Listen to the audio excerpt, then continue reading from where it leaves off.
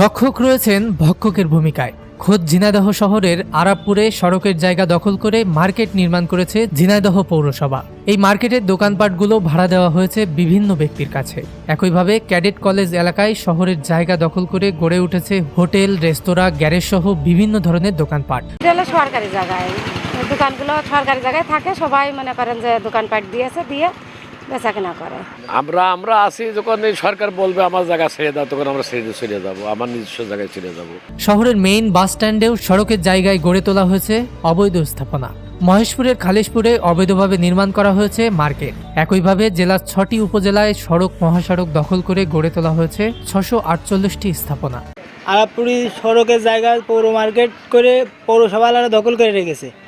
তাহলে পৌরসভা যদি সমস্যা না হয়, তাহলে এই ছোটোখাটো দোকানের কি সমস্যা হবে? কুষ্টিয়া ঝিনাইদহ মহাসড়কটা অনেক ব্যস্ততম সড়ক। যদি এই সড়কটা অবৈধ দখলদার দখল থেকে মুক্ত হতো, তাই ধরেন 2 লেনের রাস্তা 4 লেন করলে আমাদের যাতায়াত বা দুর্ঘটনা কম হতো। জায়গা দখল করার কারণে সংকুচিত হচ্ছে সড়কের জায়গা, যে কারণে প্রায়ই ঘটছে দুর্ঘটনা। এই রাস্তার পাশে যে দখলদারির কারণে, অবৈধ স্থাপনার কারণে মনে করেন যে অনেক সময় অ্যাক্সিডেন্ট হয়। এই অ্যাক্সিডেন্টের হাত থেকে বাঁচার জন্য আমাদের ডবল লেনের রাস্তা দরকার, এবং আপনার এগুলো সরালে পরে অ্যাক্সিডেন্টে আমরা মুক্ত হতে পারি। তাই এসব অবৈধ স্থাপনা উচ্ছেদের দাবি সাধারণ মানুষের। দখলের বিষয়টি স্বীকারও করেছেন দখলদাররা।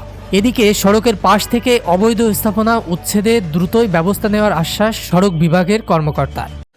আমাদের বিভিন্ন সড়কে বেশ কিছু অবৈধ স্থাপনা আছে।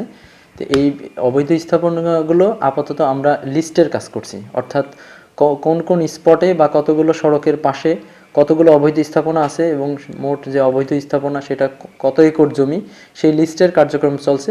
এই লিস্টিংটা শেষ হওয়ার পরে আমরা এই বেদখলকৃত জায়গাটা উচ্ছেদের জন্য পরবর্তী প্রয়োজনীয় কার্যক্রম সম্পন্ন করবেন। ঝিনাইদহের 6টি উপজেলার সড়কের পাশে 407% জমিতে অবৈধ স্থাপনা রয়েছে 648টি। এ সংখ্যার আরও বেশি বলে জানিয়েছে সড়ক বিভাগ। ঝিনাইদহ থেকে বশির আহমেদের তথ্য ও ভিডিও চিত্রে টেক্সট রিপোর্ট।